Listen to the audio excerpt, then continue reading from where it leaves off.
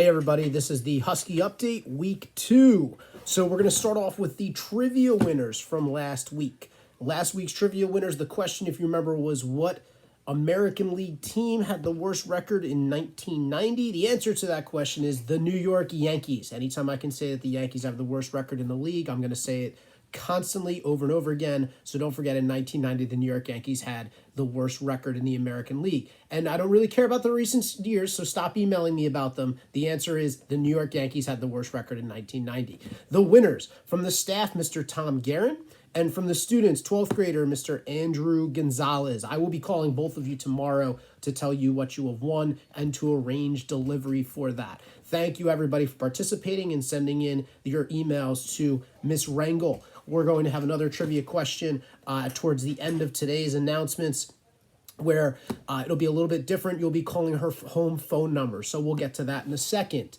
This week's book of the week is Blink by Malcolm Gladwell. I am not particularly a Malcolm Gladwell fan. I don't really like his writing style, nor do I necessarily agree with a lot of the hypotheses he comes to in his chapters. However, one of the things that I would like to take a moment to remind everybody of is that it's really important to make sure that you are not just hanging around, talking to, reading, watching people or shows, things that you agree with. It's also good to have somebody give you a little bit of a counterpoint once in a while.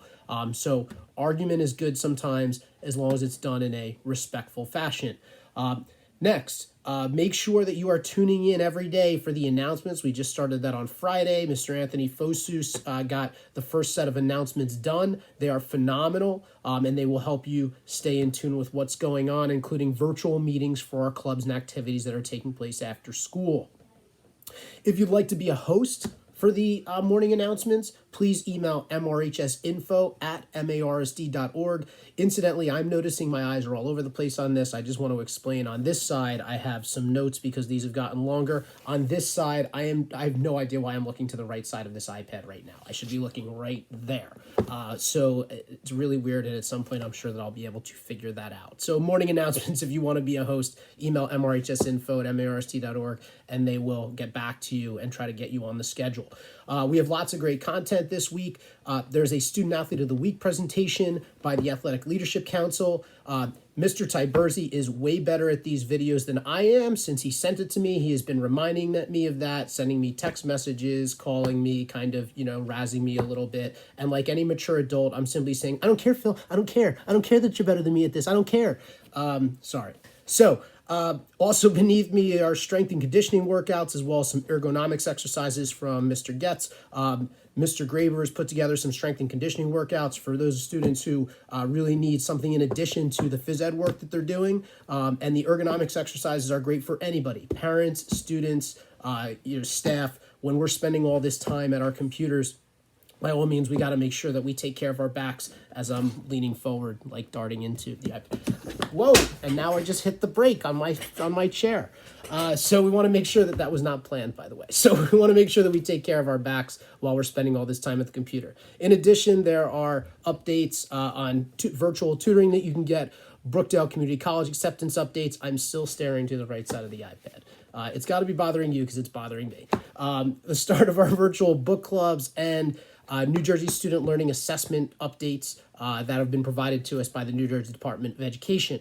There's also two really important sections I want to highlight. One of them talks about how we are going to celebrate Autism Awareness Month virtually. One of which, there's a slideshow as part of that post, which is great, and put together with some of the pictures that you've been sending in to us of participation in the virtual learning environment. In addition to that, on Thursday, April 2nd, we're encouraging every member of the community to wear blue. Wear blue when you're doing your learning, when you're around the house doing work. Snap a picture of it and tag @MRHSNJ on Twitter. There are some directions that I really don't understand because I'm not a social media person that were crafted. Just read the post at the bottom. It explains it much better than I ever could. In addition to that, also, Miss Liziandro on Thursday will be providing a live stream, 25-minute session on mindfulness. So anyone can participate. It goes from 12:30 to 12:55. We're going to send out the link on Thursday at about 12 o'clock.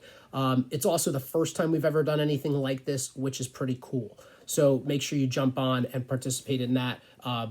if you have any questions or ideas of other things we can live stream or items we can throw out there for people to participate in via live stream, please send those to mrhsinfo@marsd.org.